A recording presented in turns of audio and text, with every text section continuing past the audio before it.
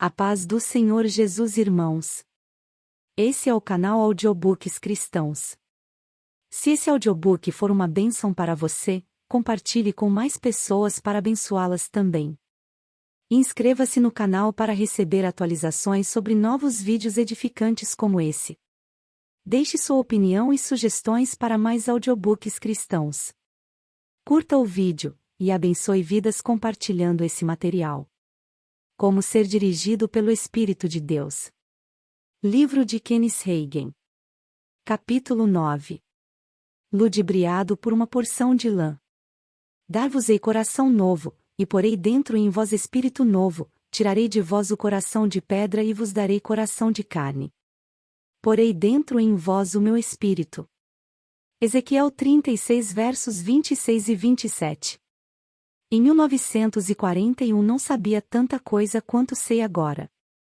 Por favor, não me entenda de modo errado, mesmo agora não sei tanto quanto ainda vou saber.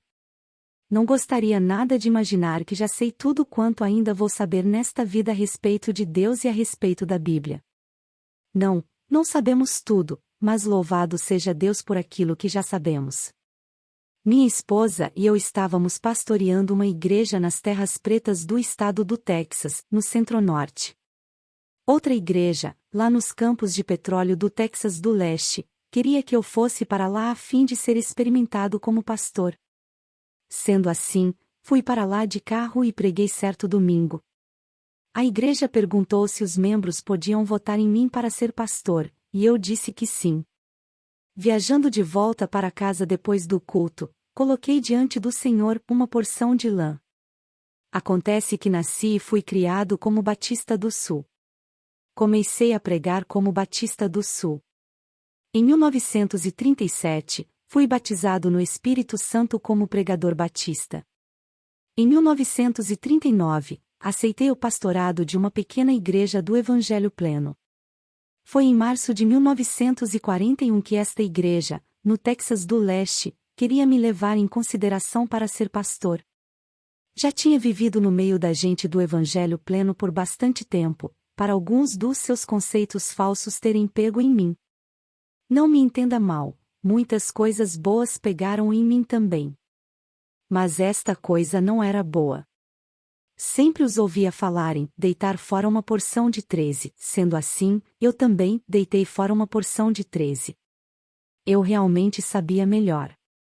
Mas se simplesmente deitasse fora uma porção de 13, isto me pouparia boa parte do trabalho de orar, de ficar sozinho com Deus e esperar por Ele, e talvez de jejuar um pouco. Ao deitar fora uma porção de lã, a pessoa ora de modo semelhante a este: Senhor, se tu queres que eu faça isto, faze tu aquilo. Ou, Deus, se tu queres que eu faça isto, então, faze com que aquilo aconteça. Ou, Senhor, fecha aquela porta, e abra esta porta. Algumas daquelas portas podem ser fechadas pelo diabo, e podem ser abertas pelo diabo. Estão no território dele.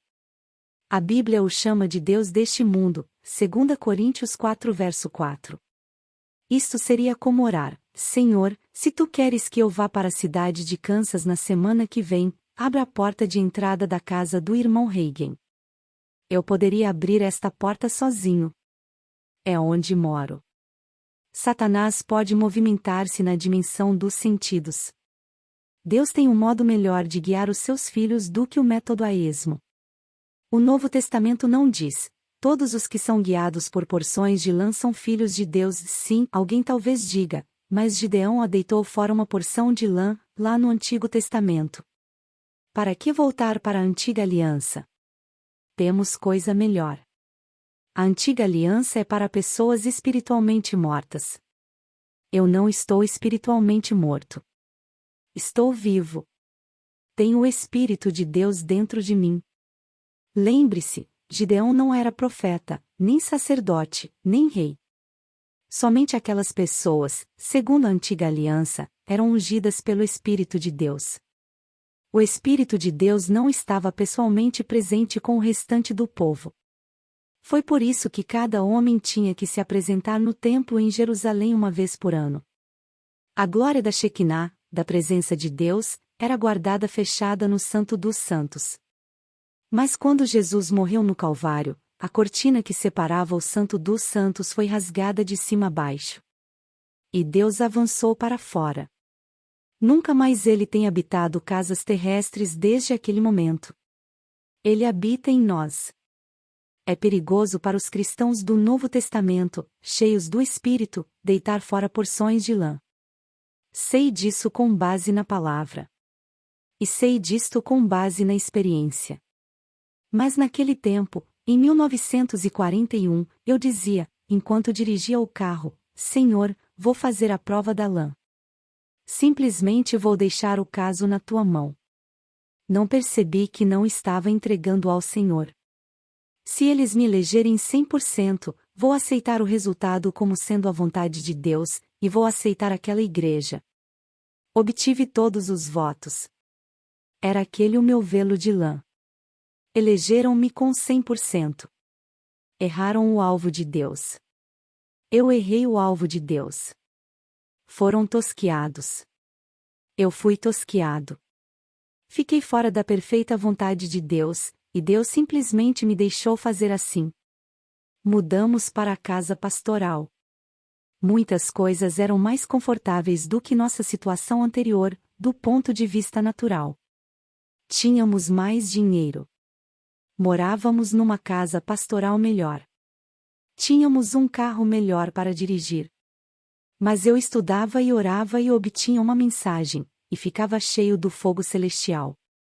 Depois, no mesmo momento em que passava pela porta de entrada da igreja, era como se alguém tivesse jogado em mim um balde de água fria.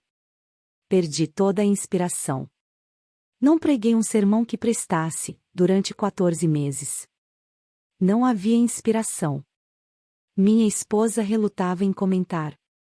Finalmente, chegou a dizer, querido, você chegou ao ponto de conseguir dar uma preleção bastante boa. Era só aquilo que fazia, dava preleções. Quando se esgotou o meu prazo combinado, parti. Não esperei algum sinal para partir, só parti. Mais tarde no meu pastorado, sempre queria voltar para lá a fim de realizar um culto, porque queria que aquela gente soubesse que eu sabia pregar. Nunca me tinham ouvido. Voltei, portanto, para realizar um reavivamento. As pessoas ficaram boquiabertas. Não sabíamos que você pregava assim. Disse eu, sim, eu pregava assim antes de vir para cá como pastor. Pregava assim depois de sair daqui. Ora, não pregava assim aqui. Disse eu, não. Estávamos todos fora da vontade de Deus. Eu estava aqui fora da vontade de Deus. Vocês me elegeram fora da vontade de Deus.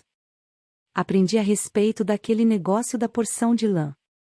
Uma só vez deve bastar para curar uma pessoa disto. Mas algumas pessoas, ainda que a coisa nunca tenha funcionado, continuam fazendo a prova da lã. Nunca mais errei o alvo, ao ir para alguma igreja como pastor. Eu não fazia mais a prova da lã. Orava e esperava em Deus.